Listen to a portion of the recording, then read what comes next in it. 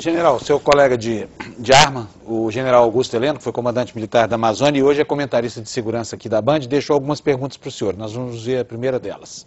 General Adriano, a substituição, como nós sabemos, é uma operação altamente sensível.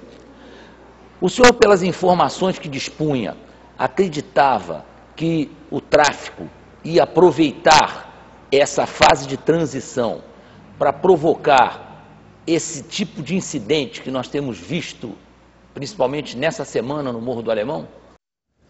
Não, Helena, eu acredito que sim. Eu acreditava que poderia acontecer, não pela substituição em si, mas saiu uma tropa que já estava operando ali dentro há 20 meses, né? E entram as UPPs, que são mais de uma. E é outro tipo de atuação. O UPP não atua como o Exército atuava. Não faz o mesmo tipo de operação. Qual é a diferença, então, general? A diferença é regime de trabalho, o nosso soldado ele fica... eu tinha, por exemplo, 1.600 homens. Né? Desses 1.600 homens eu tinha 1.200 homens lá dentro, trabalhando lá dentro. Ou repousando, ou fazendo patrulha lá dentro. A polícia não consegue fazer isso porque o regime de trabalho dela é outro. Até também porque a polícia fica... No policiamento, indefinidamente, o policial é 30 anos, ele é policial. O soldado ia para lá, ficava 13 semanas e saía. Não pode nem se comparar as duas atividades. Um é contato constante, o outro é eventual. Mas pelo que o senhor falou aí, general, parece que o esquema do Exército é mais eficiente do que o da polícia.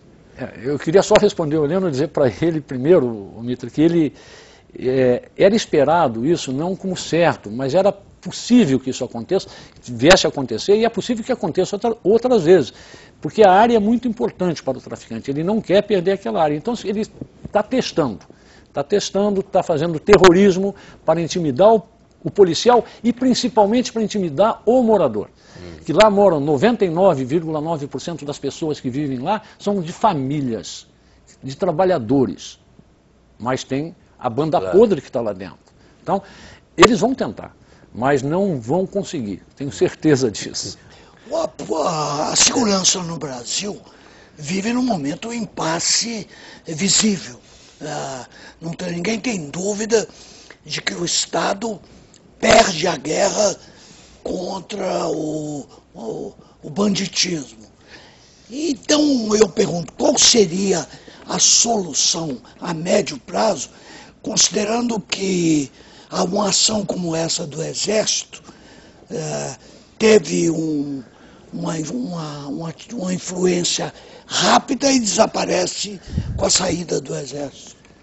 Não, Teles, vamos fazer... Eu vou dizer o seguinte, a nossa atuação lá dentro, ela foi exitosa, não tenho dúvida disso. Eu acho que foi uma das operações... eu falo sempre uma coisa que dá uma ideia do o que mudou. Como foi a mudança. Durante o ano de 2011, não houve um dia que as escolas não funcionassem. E que as crianças não saíssem de casa, os jovens, e fossem à escola. Não houve um dia que as crianças tivessem que se jogar no chão, dentro dos seus barracos, para evitar os tiros dos traficantes que eram diários lá dentro. Então, essa é a medida que eu dou para o sucesso da nossa operação. Agora, era uma operação episódica, como manda a lei, ou seja, tinha um prazo definido. O Exército não pode ficar lá eternamente. Não é a nossa função. A segurança, nós fazemos a garantia da lei da ordem em situações episódicas e temos tropa para isso. Agora, a nossa atuação ela é diferente da polícia porque ela é episódica. Então, você pode botar tropa e patrulhar 24 horas. Nós fizemos a saturação da área, ou seja, não havia espaço para o bandido armado sair do seu esconderijo e aparecer e ameaçar alguém. Pois é, essa que é a questão. O senhor estava explicando qual é a diferença de eficiência da ação do Exército e da ação da polícia agora. Parece que se perdeu um pouco em segurança aí. Aquela área é uma área que ainda exige um policiamento como nós fazíamos, ou seja, um policiamento muito intensivo, que nós chamamos de saturar a área. Quando tinha algum problema, que nós sentíamos que a inteligência levantava alguma coisa, olha, os traficantes podem fazer alguma ação, eu botava mais tropa lá dentro. Então, em vez de 1.600, eu colocava mais 300, 400 homens lá. Botava a PE, botava o batalhão de guardas, o regimento de cavalaria. Eu aumentava a presença lá dentro, para não dar espaço. Agora, a polícia não pode fazer isso, porque ela tem que fazer isso em vários locais. E a polícia não é episódica, a polícia é uma atuação constante.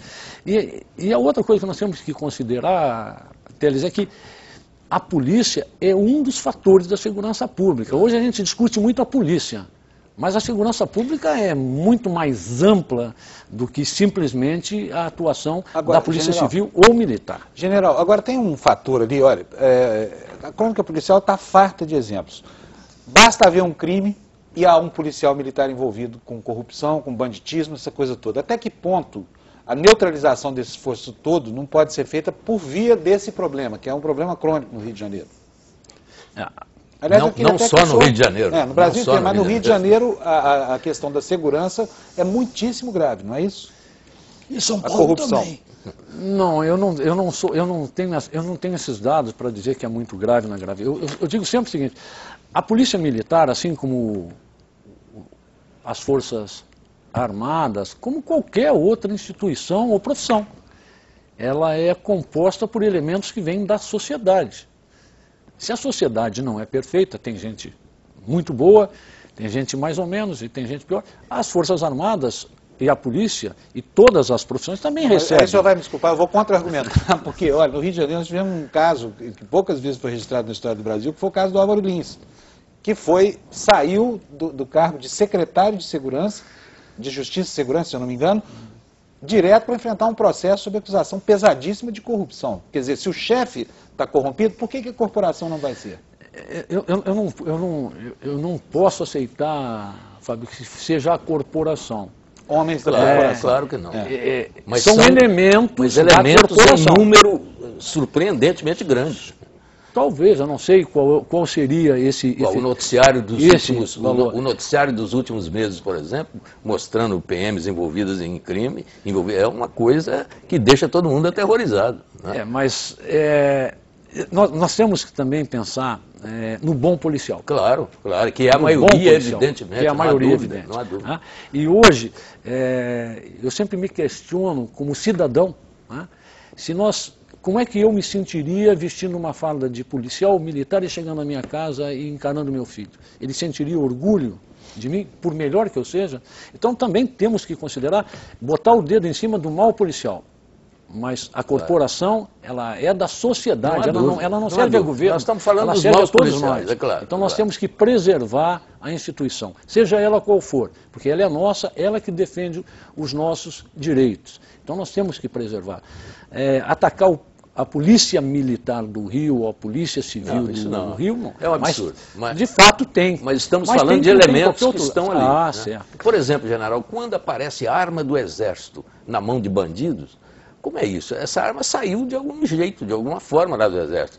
São maus soldados, bandidos infiltrados que estão fazendo esse tipo de coisa.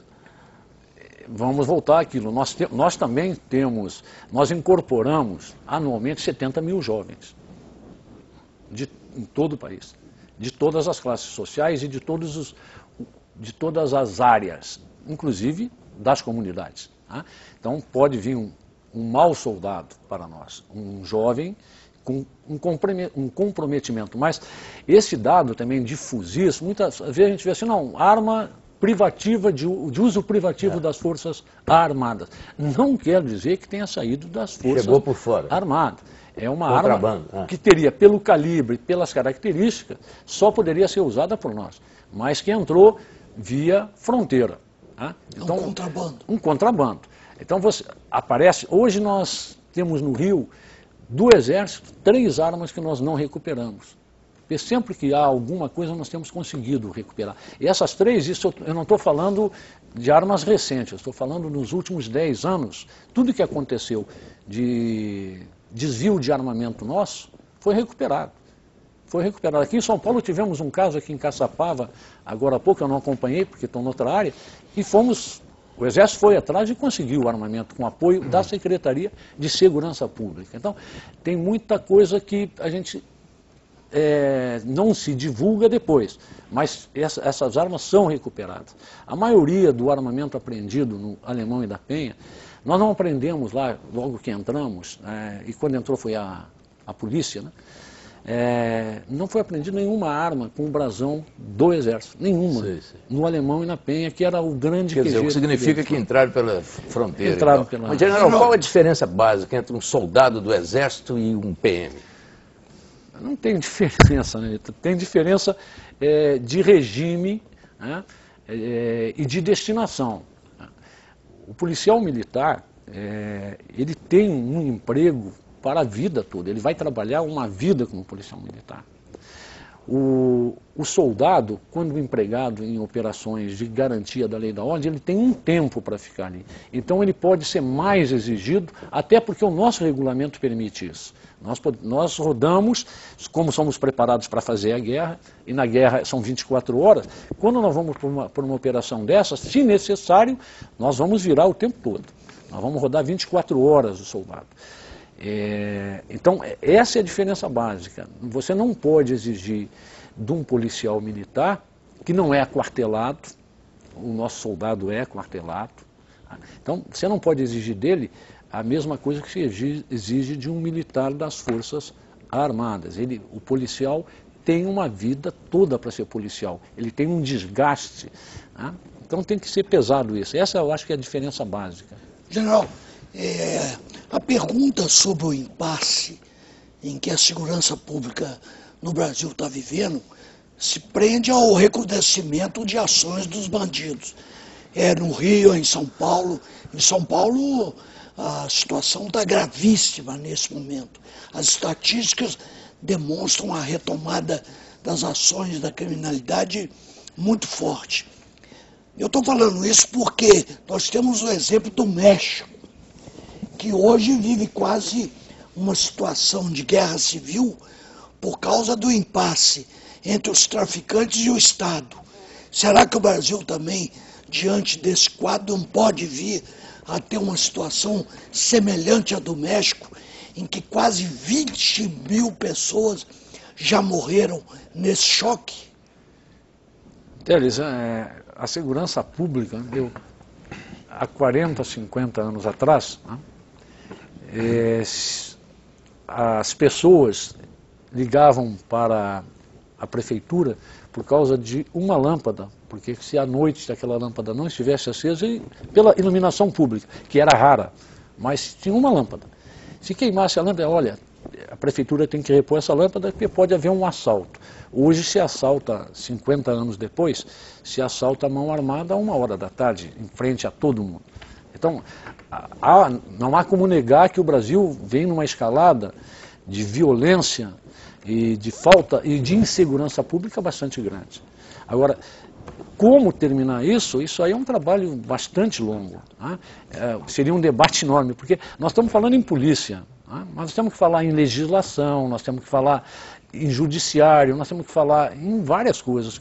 A polícia é só uma ferramenta, é uma das ferramentas. Por exemplo, em 2008, segundo semestre, pela imprensa, eu estava morando no Rio Grande do Sul, e na imprensa saiu que 78% dos crimes cometidos no segundo semestre de 2008, no Estado, foram cometidos por apenados, ou seja, pessoas julgadas, presas, julgadas, condenadas, e que estavam em gozo de uma das liberdades...